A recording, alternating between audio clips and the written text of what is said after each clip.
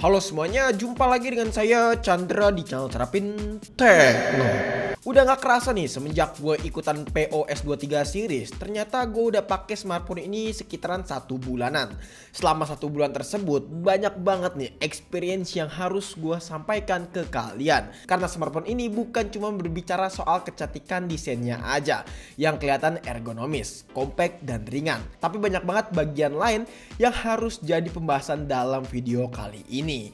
Di video kali ini gue bakalan ngajak lu buat lebih mengenal Samsung Galaxy S23 series, terutama yang versi regulernya ini. Mengapa smartphone ini bisa gue katakan sebagai smartphone flagship yang sempurna? Pertama, yang paling jelas terasa adalah desainnya. Seperti yang tadi gue katakan di awal, bahwa Samsung S23 menawarkan desain yang bener-bener compact banget. Walaupun memang tidak ada perubahan yang cukup signifikan dari versi sebelumnya, namun ada beberapa detail yang harus gue apresiasi untuk S23 ini. Karena di versi yang ini ada sedikit perubahan, yaitu di bagian frame kameranya. Yang sebelumnya itu menyatu layaknya ibu dan anak, tapi sekarang sudah memisah seperti ini. Ini menambah kesan yang sangar dan terlihat premium. Di versi ini juga varian warnanya itu lebih terlihat asik, seperti contohnya yaitu warna krim, phantom black, green, dan juga leopardine. Tapi tetap di semua warna tadi gue lebih pilih warna green ini karena kelihatan lebih menggoda gitu loh. Greennya ini kelihatan terang ketimbang iPhone 13 Pro yang gue rasa itu rada lebih kegelapan gitu. Tapi tetap bagaimanapun kesan desain dari S23 ini lebih menggoda ketimbang iPhone 13 Pro. Oh iya, perlu catatan penting, jangan lupa pakein casing karena kalau lu nggak pakein casing bisa bahaya banget. Soalnya bagian frame Galaxy S23 terbuat dari metal, jadi bisa gampang banget lecet kalau misalnya kecium aspal ataupun HP lu jatuh sekalipun. Untuk urusan port sayangnya yang Afin itu cuman audio jack aja, selebihnya itu lengkap seperti dual stereo speaker yang suaranya itu kerasa nyaman didengar. Sejujurnya kualitas audio dari S23 ini bisa dikatakan gak bagus-bagus banget sih ya, tapi kalau buat diajak nonton film itu rasanya kerasa deep banget gitu loh. Suaranya bener-bener oke, apalagi film-film semacam film action gitu.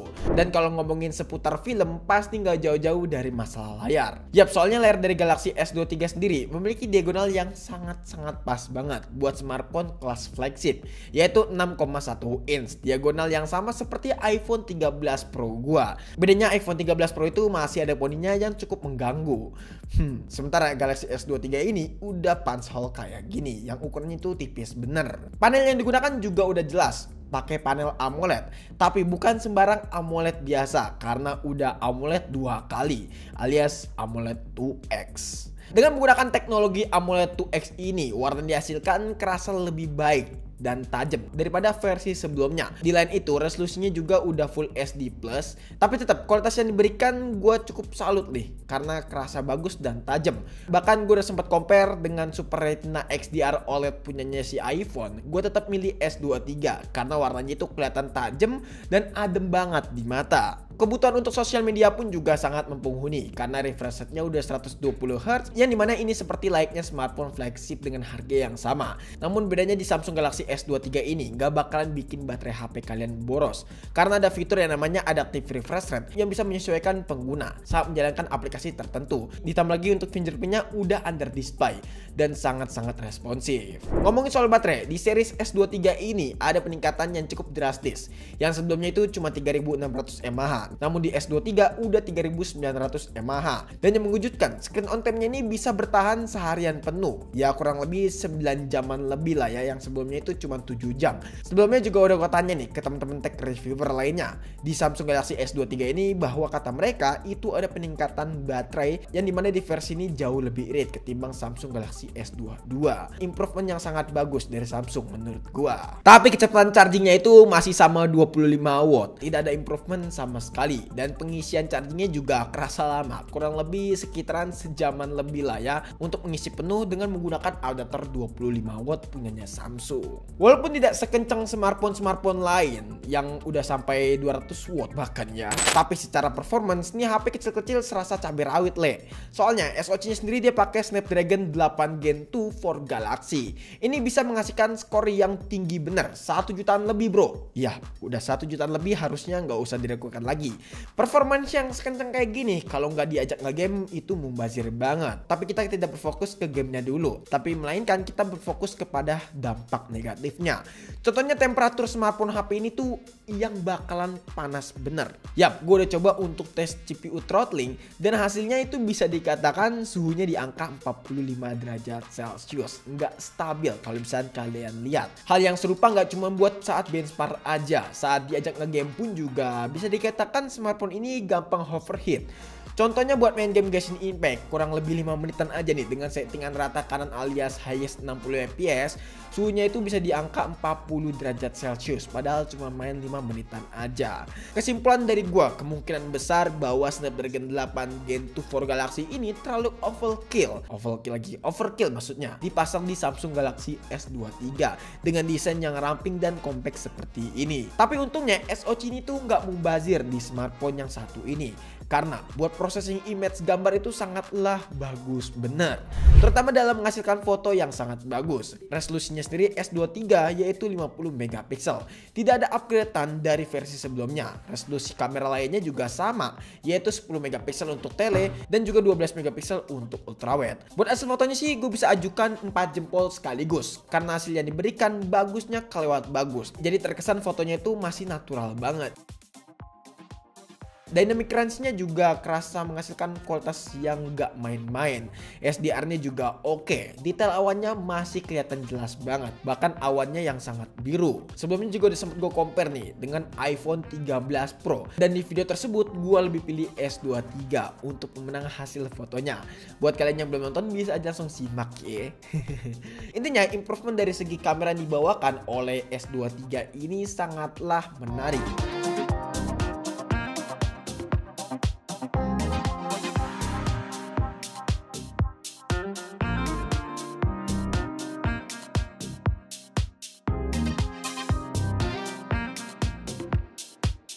Ditambah lagi fitur stabilisasi videonya yang bener-bener stabil di smartphone yang compact kayak gini.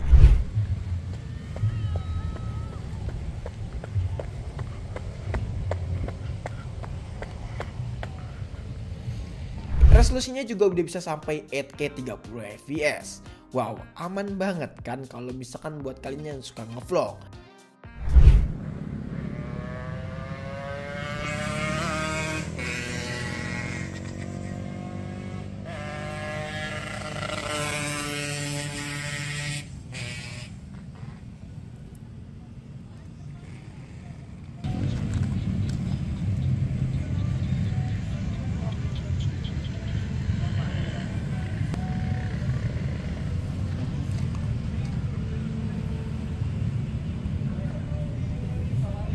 Kalau ini resolusi Full HD dengan kita mengaktifkan fitur yang namanya Ultra Steady, dan hasilnya kalau kita lihat di sini bener-bener stabil mampus. Ini by the way lensanya agak mundur ya, kita menggunakan lensa ultra wide dan hasilnya memang masih cukup lebar ya karena memang pakai lensa ultra wide, dan yang pasti ini stabil mampus.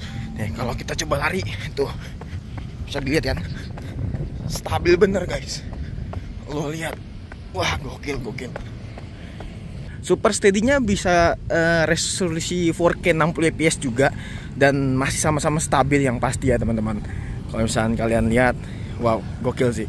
Ini juga bisa pindah ke lensa yang ngezoom ya. Ini lensa satu kali, yaitu lensa utama, dan kalau ini kita pakai lensa ultrawide yang ngezoom, tapi hasilnya tetap detail dan bagus sih kalau kita lihat. Ini 4K 60 fps hasilnya seperti ini. Wow, bagus ya, bukan main. Kita coba lari pun juga tetap sama aja, masih stabil. Iya, nice. Wah, capek. Ini ya, stabil mampus.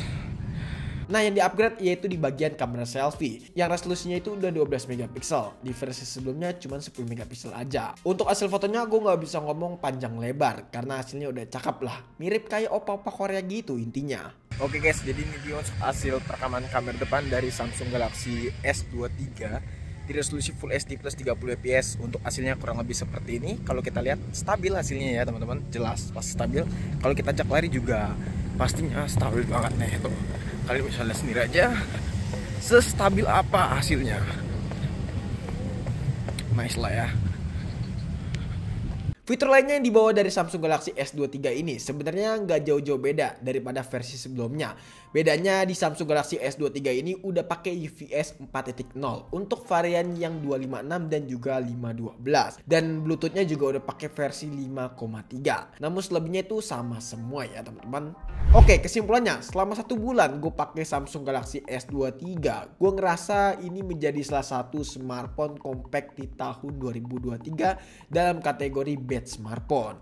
Selain compact, spesifikasi yang ditawarkan juga nggak main-main buat HP sekelas flagship. Gue mau jujur aja nih ya, tadinya niatnya smartphone Galaxy S23 ini pengen menggantikan iPhone 13 Pro gua sebagai HP daily driver. Tapi karena kebutuhan konten dan ini juga kita beli pakai duit pribadi, gue mengurungkan niat untuk menggantikan iPhone 13 Pro dengan Samsung Galaxy S23. Namun intinya gue udah cinta banget sama nih HP. Tapi sayangnya gue nggak bisa memiliki sepenuhnya. Ibarat kata kayak seperti kisah cintanya di film-film lah ya. Sayang itu nggak harus memiliki, tapi dengan cara melepas untuk dia bebas memilih, itu udah jadi bagian dari kita mencintai orang yang kita sayang. Jadi mungkin cukup sekian aja video kali ini. Kalau misalnya kalian punya pendapat atau punya pertanyaan lainnya, bisa dong tulis di kolom komentar. Dan jangan lupa juga follow Instagram kita di @sarapintekno jika teman pengen nanya ataupun pengen DM kita. Chandra pamit dan sampai jumpa di video selanjutnya. Until next time, goodbye.